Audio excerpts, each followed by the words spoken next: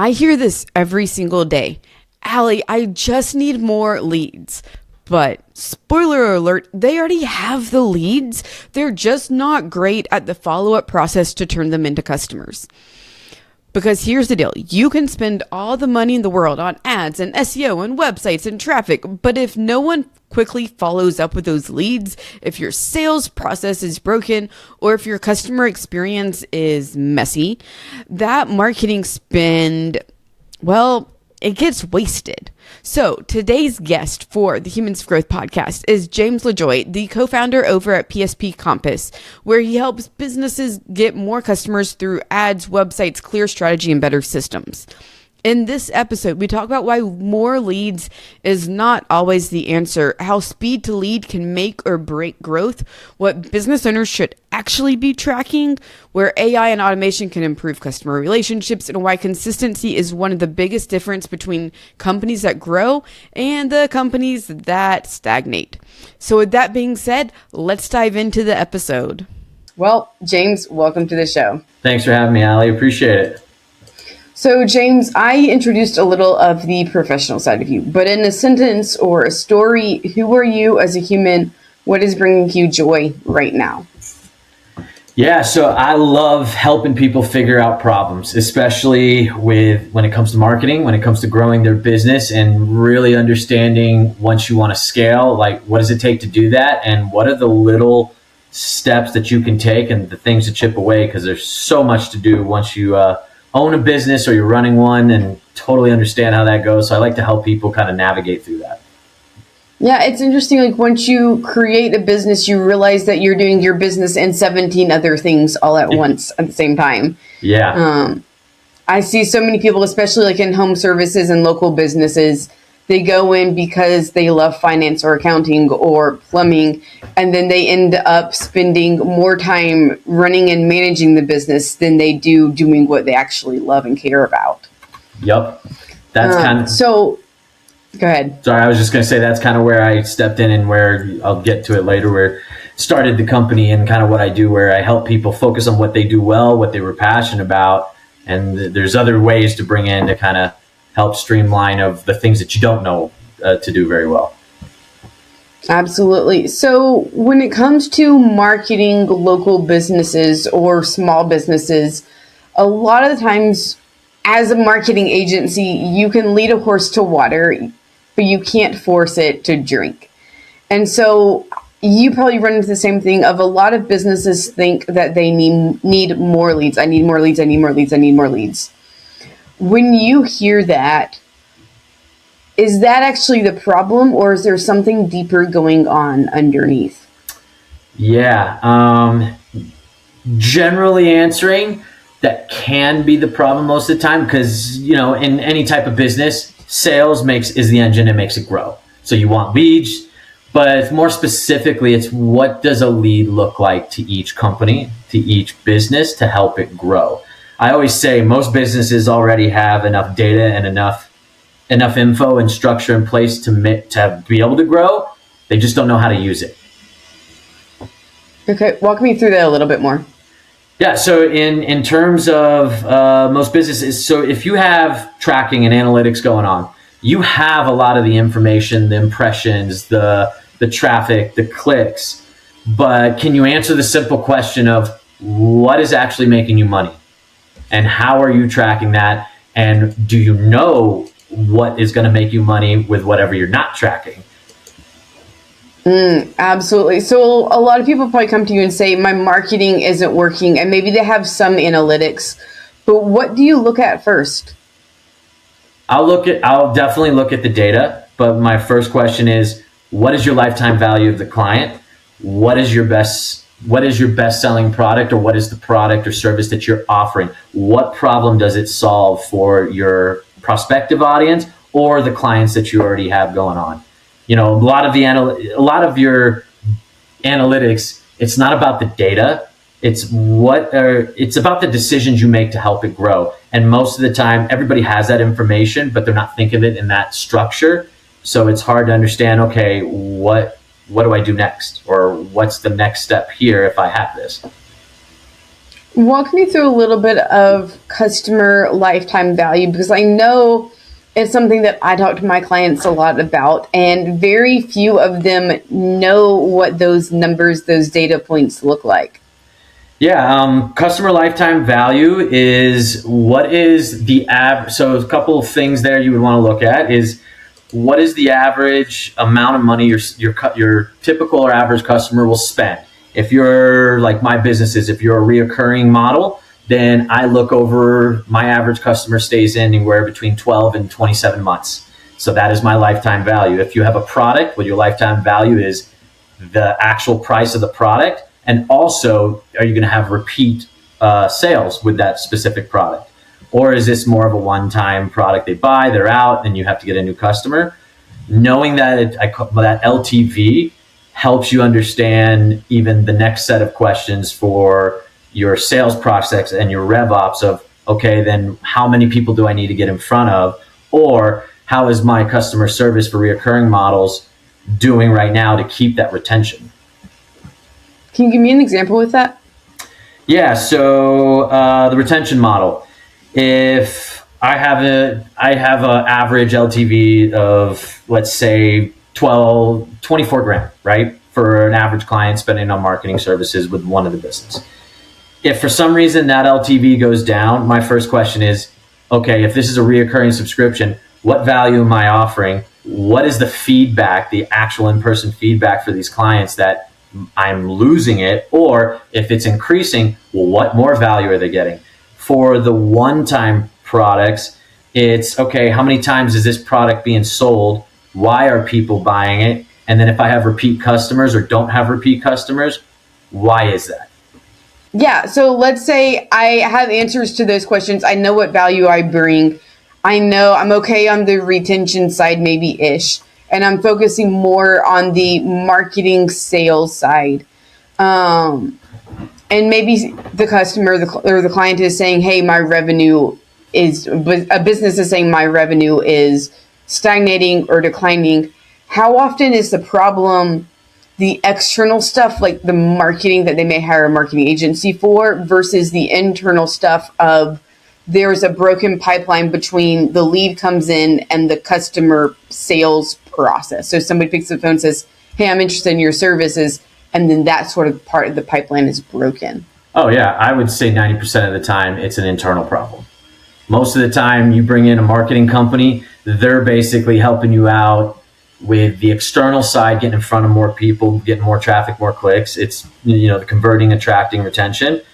When you actually look into the process from top funnel all the way down to bottom funnel, and then how a lead goes from awareness to sign up, it's usually the pipelines internally. For instance, customer service, the time to talk from a customer that signs up as a lead to end up closing. That's usually where I see the biggest gap of, well, it took you 2 days for home services. It took you 2 days to get back for a roofing lead.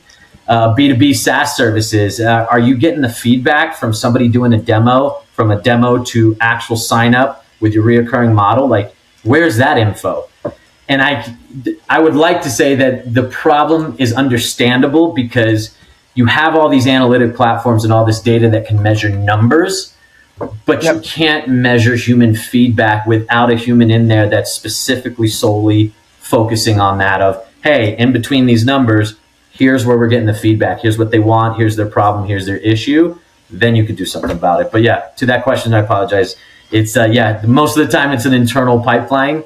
And I mean, as in marketing agencies, if you're good at it, a lot of the times of what you're doing is not, half the time is the marketing aspect of things.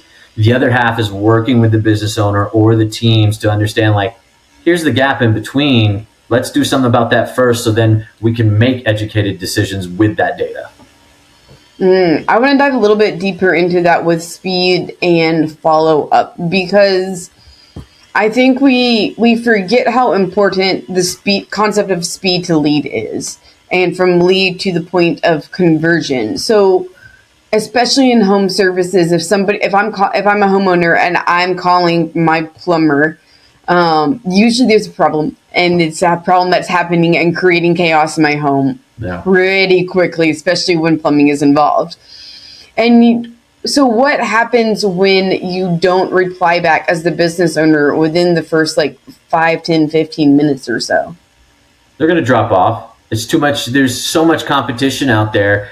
And when you're in this industry and landscape, especially with highly competitive industries, it's all about getting back to them first. If not, they're going to go look for it, because everybody has their phone these days. On this phone, I can find 7 different restaurants with the type of food that I want. If I'm making a reservation and the first one doesn't call, I'm going to call the second one, just because I want it now. It's that instant gratification and the immediate feedback that people are getting used to, that yes, everybody needs to learn more patience and everything, but as a business, you can't control them learning that. You just want to try to be in front of it.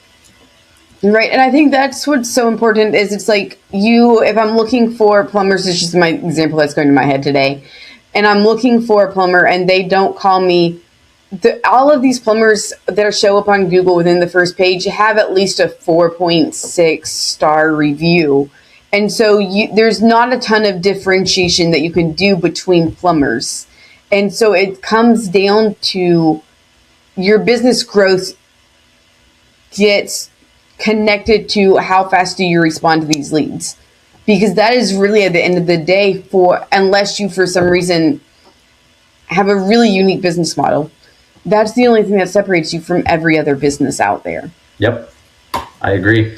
With home services, especially since we're talking about plumbers or roofers or anything, one of the biggest things we track in terms of the analytics side is your calls. The calls and form fills. Tracking calls are highly important there, because if you start missing calls, or you're not getting back to these form submissions right away, all the SEO and ad spend you can throw out in the world and the money you'd spend will be useless. It won't work.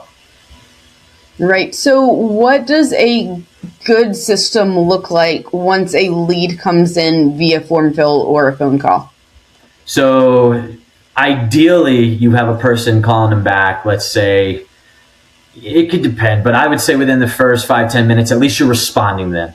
Even I had a client that was on job sites when he was getting leads in. Okay, you know what? Automation. This is where AI can be brought in. And hey guys, real quick, this episode is sponsored by Parison Network. Parison Network is a matchmaking service that connects businesses to marketing agencies that will actually get you results.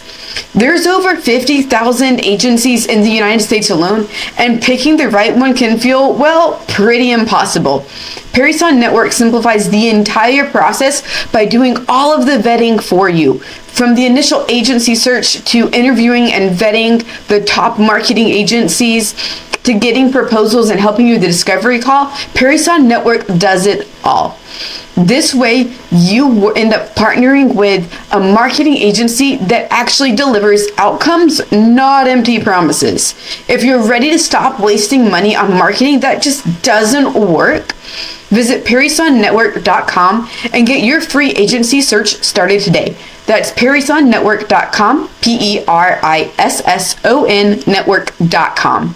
Help out where they get an automated message that's tailored, and it's your tone, your voice, but it's hey, we'll get back to you as soon as possible, let you know that we got your message. It keeps them in the hook, and then actually scheduling or having something in there, a process to tell you, hey, I got to call these people back either later on that afternoon or tomorrow, and then following up in that process. I think the biggest gap there, I won't go into the rest, just because I think the biggest gap is getting in touch with that client as soon as they come into you and making them feel like you care about their issue or problem, especially with some of these services that offer urgency in terms of delivery. So if it's not necessarily urgent and maybe the buyer has a little bit of time to think about it, so maybe it's somebody who's coming to paint their house or do lawn care, how many follow-ups does it actually take before somebody converts now? I always go with the rule of 3 for follow-ups. In marketing, most people should know it takes 7 touches for somebody to remember your name. So 7 different ways, whether it's email, text messaging, website, 7 different ways of somebody seeing your brand and what you do to associate it with it, to have that kind of latent marketing effect. I always say with the follow-ups, if it's not urgent, you want to get back to the same day. I don't care if it's an automated way. I don't care if it's the same person. Same day, let them know, and have a direction there, whether it's scheduling a call, whether it's I'll call you back, or asking them for more information. And I say that just because I've worked with different companies where the single business owners or the ones that have a little bit more time, get on the call them right in between your jobs, and talk to them. And then at least they remembered and have something to place off of. Oh, this person got back to me. Cool, I'll talk to them later. If you're more busier and you have a bigger team, then you definitely need the automated ways, and you need a CRM to be able to say, hey, call this person back at this time, or at least shoot them a text if they're open to that, to let them know, like, hey, let's schedule a call, or what more info did you have for me in terms of what you were looking for. I like it. So if someone was to map out the lead to follow up to conversion process for business owners, what would they be most surprised by? The difference that, or I guess, fast response times and follow-ups will get you holistically when you're doing marketing and you're trying to grow your company. You could get all the traffic in the world, you can do all the ad spend on Google, Facebook. Your customer service, your communication skills will grow your business faster than almost anything else that you throw at it. And I don't think we can underscore enough, if your response time is currently like 24 hours and you don't spend any more in marketing, but you go from 24 hours to 10, 15 minutes, that alone has the potential to 2-3x your business without you spending any more money on marketing. Yeah. And just to think about why, from like a social standpoint, we're all on our phones. We all have so many things in front of us between our phones and our computers, that when you have a human being reaching out to you with something that you got to do anyways and solve a problem you have to solve, it sticks out and it becomes unique in this world of technology, especially with AI coming out, where everyone can tell the difference now of an AI bot calling you back or talking to you than me and you talking. So when it comes to AI and automations, if I was to create a checklist of every automation that a home service company should have in terms of follow-up, customer relationship, marketing, what would those automations be? So I want to preface this. AI, I think everybody should understand, this is a tool. This is not going to replace. I say that just because it's understandable. There's no hard feelings to any business owner, but I always think AI is going to replace what they do and the amount of the work that they have to do with the in-person communication.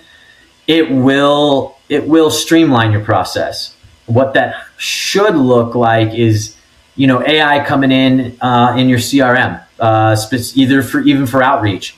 Like I kind of referenced before, if you're running your business on job sites and actually taking in leads and doing sales, that's perfect for AI to be involved, to automate a text that goes out within the first 5-10 minutes when somebody puts in a lead.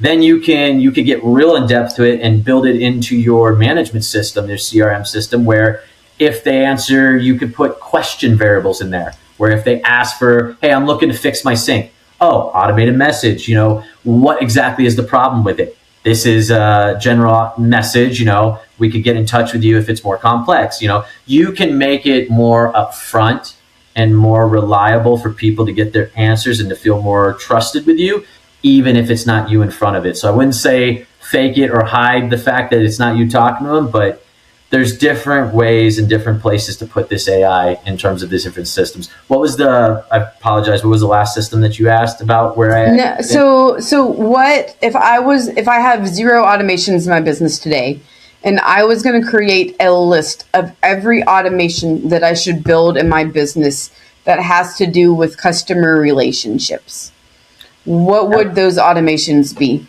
That might be a long list, because there's a lot of things you can do that I've found out with, AI and the LLMs now. I would say, in terms of customer relations, I would automate your response time. I would say that in terms of the initial response. Do not automate the whole thing. I would automate your remarketing or retargeting for the leads that fall off. Like you'll get some people that reach out to you initially, may not even answer an email from you, but then automate a retargeting that, a sequence of, the first 3 days they get an email. A week and a half later, 2 weeks later, they get another email, something like that. The times could be different depending on your company. And then email capture. That's the one thing that I'm thinking about that a lot of customers forget about. Data is king when in terms of how you get new clients. Anybody that's visiting your site, ask them for their email, ask them for their name, and put it into an email marketing system that follows all the rules and people can unsubscribe from and, feel comfortable like, hey, I give you this and I don't want your, the emails anymore. It's spam. They can get off of it. No problem. Because a lot of people, they want to stay in touch with what you do, even if they weren't ready in the moment. They just don't want to have to make a decision or have to talk about it sometimes in the moment. But if you keep them there, keep them in front of your brand, it'll help. SMS automation, that could be a big one for certain, especially like the 24-hour or I have a 24-hour plumber. We have an SMS automation on there. We actually have a ticket system that I have built for them that automates their urgent, overnight, or same-day tickets that goes straight to the owner and his actual field teams. So anybody can pick up that inquiry and answer it right away, and it automatically goes in the system. So that's why I said there could be a long list of automations, but there's few basic things where it comes to like response times, nurturing, just making someone feel like, hey, we heard you, we understand what you're looking for. Here's we're a little busy right now, we'll get back to you. Or if it's urgent, call this number or reach out to us here to kind of escalate the issue if somebody wants it right then and there or needs it in the moment. Yeah, and I think that's where automations and a little bit of AI can really make people feel seen, known, and valued before they actually officially meet you. Right. And when you can add in those sort of automations, make people feel like you're paying attention to them, it makes the sales side of things so much easier because they already feel seen, known, valued, but you also have information about their need. So you're not asking the basic get to know you questions a lot of the time. Yep, I agree. I always say AI is going to make you faster, not smarter, and it doesn't replace human emotion and human connection. And professionally, you're going to get that. You're going to get that no matter what. So zooming out to the CEO a little bit, you've seen CEOs and business owners who are incredibly successful and the ones who are not as successful. No. Apart from responding to leads in a decent, timely manner, what is one habit or discipline that consistently separates business owners in their companies that grow from the ones that kind of stall and plateau? So if there's one I have to pick out, I would say consistency.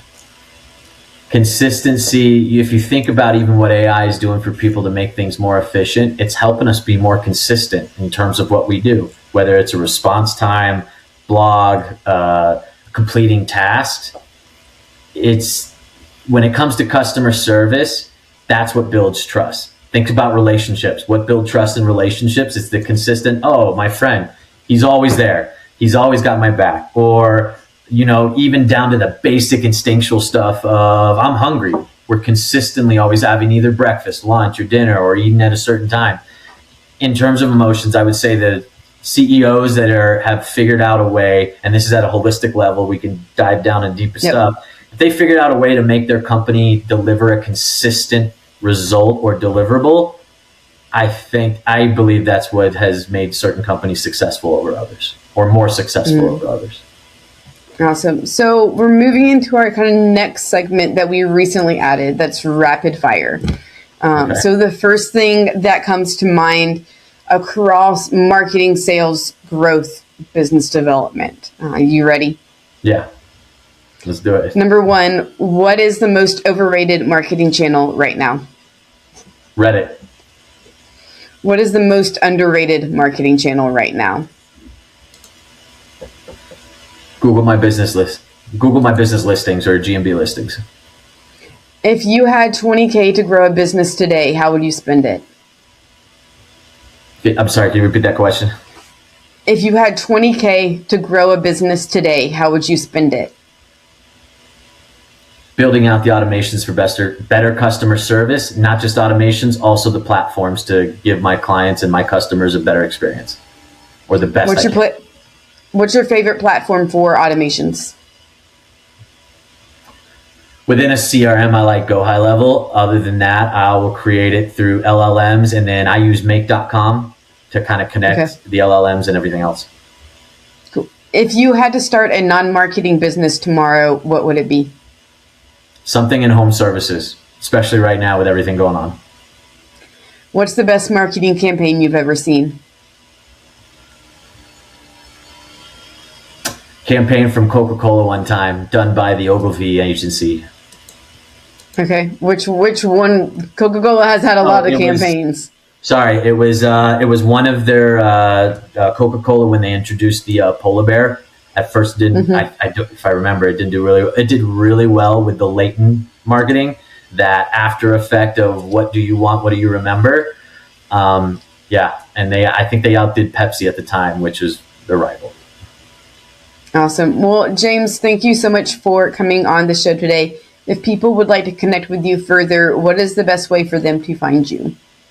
Yeah, you can reach out through our company website, pspcompass.com, or you can find me on LinkedIn with my last name, which is hard to pronounce, LaJoie. So, awesome. For everyone tuning in today, thank you so much for joining, and we'll catch you on the next episode of Humans of Growth. Thank you.